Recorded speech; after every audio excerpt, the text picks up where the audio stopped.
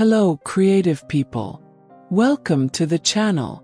In today's video, I'm going to show you how to reproduce the colors green, gold, and Oliver green by Daniel Smith. Unfortunately, Daniel Smith watercolors are expensive, and sometimes it's not worth buying the color if you don't use it very often. So, let's try to reproduce this beautiful color that I like to use in my floral watercolors.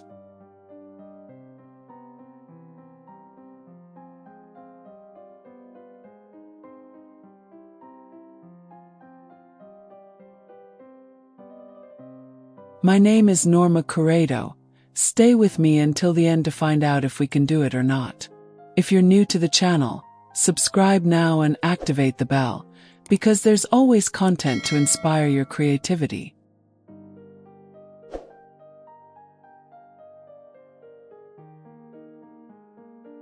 And buy my book Watercolor Flowers without the use of sketches on Amazon. It's still free for Kindle Unlimited and Prime subscribers. Enjoy, the link is in the video description. To complete this challenge, we're going to use watercolor brush, a small white porcelain plate, and color wheel. This color is a variation of olive green, but with more vibrancy. The base color is a more vibrant green, so I'm going to use sap green. Let's use the color wheel to see which color we start with. We know that complementary colors, that is, colors that are opposite each other on the wheel, when mixed together create neutral brown tones. The color opposite green on the color wheel is red, so we can use this color to darken the green. For those who don't know how to use the color wheel, I'll leave the link to my video color theory here in the description. But I want more vibrancy.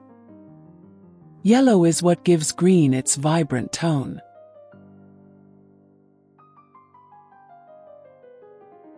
So let's use yellow and red.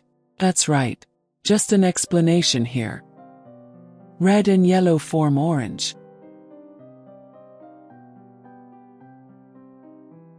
So I create the orange color first and add the green later, because this way the red loses some of its ability to neutralize the green.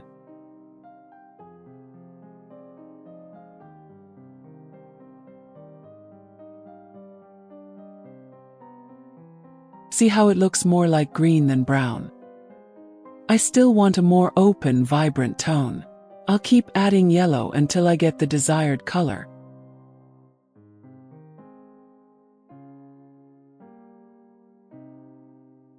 Now it looks good.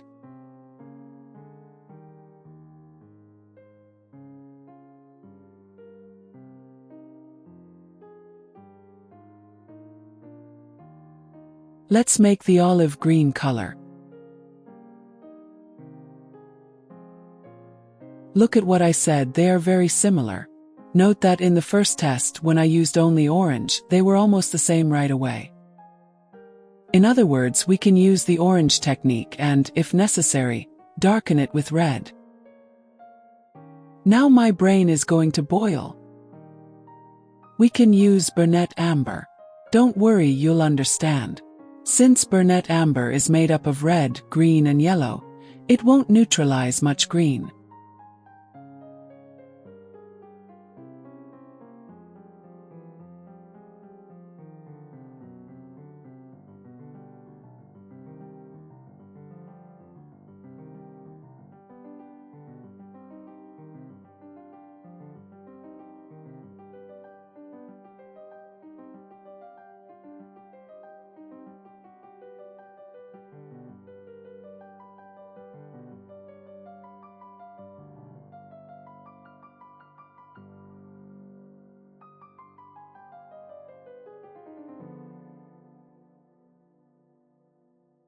So to create olive green, we add burnet amber to sap green.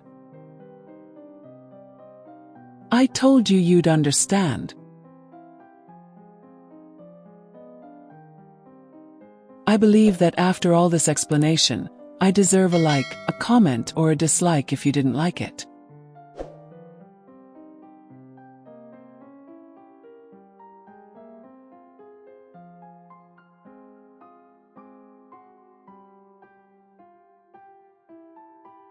So this is how I create the colors I need. I analyze the color, use the color wheel and use trial and error until I achieve the desired color or very close to it. I hope you enjoyed this tutorial on how to create the colors green, gold and olive green in watercolor.